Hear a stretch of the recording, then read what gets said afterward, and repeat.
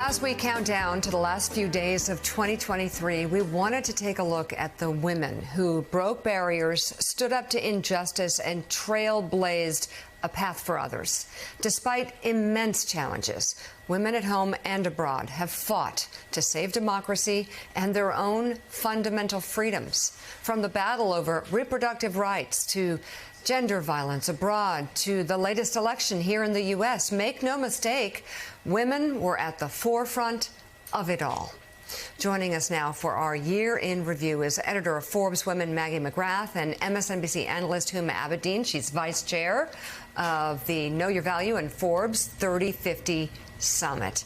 And Maggie, let's start with reproductive rights. Earlier this year, we marked the one-year anniversary of Roe versus Wade being overturned, and yet abortion access was a critical issue in the November elections. How will historians look back on 2023 when it comes to reproductive rights and women trying to gain steam and organize and fight for them?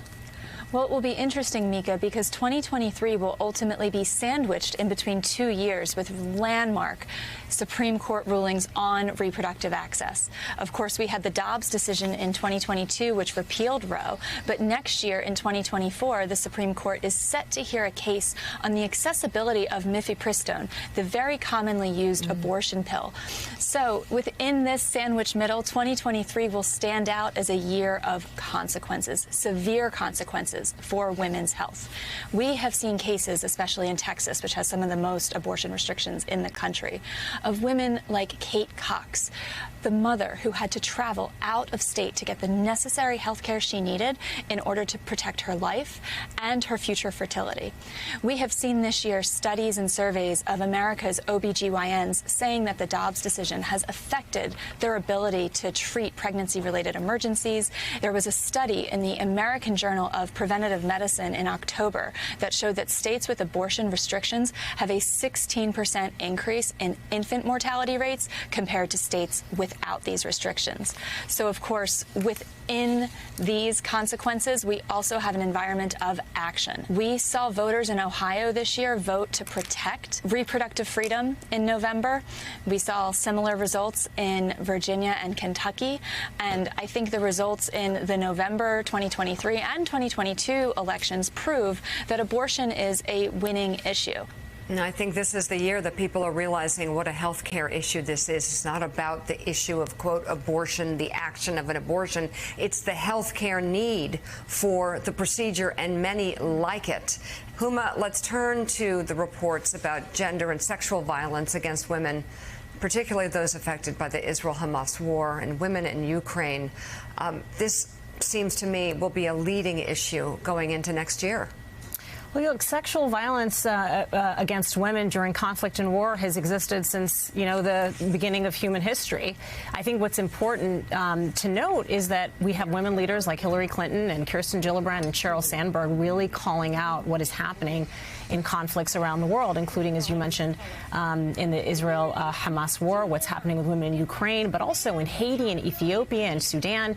And just this past month was the annual global 16 Days of Activism to end gender-based violence around the world. And I think two things are happening. The Biden administration is now calling out sanctions against political leaders as it's happening in real time, exhibiting violence against women. And people don't necessarily feel shamed, but when there are consequences from the State Department, the Department of Treasury about what is happening to women in real time, those are consequences that people will listen to. And secondly, you have people documenting what is happening now in real time. And one of the projects I'm working on is a war crimes investigator in Ukraine right now who's documenting what has happened to women in this war with Russia. It's happening in Israel as well. And I think documenting, speaking out is so, so important. And I think is the only way forward to end this age-old practice, unfortunately. It's also very hard to talk about. Yes. So let's talk about what happened at the ballot box. Women saw big wins in U.S. mayoral races, but the numbers of female heads of state dwindled abroad. Huma, how concerned or optimistic are you moving forward? Well, I think to be optimistic, we have to be concerned. And in part, it's because we've seen some very high-profile resignations over the past year. Prime Minister ministers in New Zealand, Moldova, Finland, all young women who've essentially said that it's been challenging politically, challenging on their personal lives, and that they want to find more of a work-life balance. I mean, the Prime Minister of Moldova straight up said that if she didn't have to deal with Russian aggression, it may have been easier for her to remain in politics. So I think we have to keep encouraging women to run, and not just run, but to stay in office. The average number of years a woman is in leadership around the world when she's a head of state is 2.5 years, Mika. And in politics, that's not a long time to get things done. And we've seen examples of Angela Merkel, but she is the outlier. And so I think it's continuing to have more role models, talking about it. The only way forward is to recruit more women. And I think we've got our work cut out for us. Absolutely. Maggie, I wanted to talk about the triumvirate that is Taylor Swift, Beyonce, and Barbie, which you wrote about for Forbes. Tell us about their impact over the past year. Taylor, my God, she's everywhere. Their impact was profound, Mika, and I think in part because of what Huma was just saying. I think those of us covering the women's space were a little bit wondering what's going on with female power in Q1. And then fast forward to the summer, and you have the power of these figures. Taylor Swift is number 5 on our list of the world's most powerful women. Beyonce came in at number 36, and Barbie took number 100, our spot for the unconventionally powerful but nonetheless influential. These three figures commanded billions of dollars in collective consumer spending, so much so that Fed Chair Jerome Powell was asked about the effect in a July press conference where he was talking about the overall health and sentiment of the American consumer. And it's not just what people spent on the concerts or the movie, it's the flywheel effect that we saw on state economies. The U.S. Travel Association estimates that Taylor Swift added more than $5 billion to local state economies as a result of her concert goers spending money on hotels and restaurants and retail.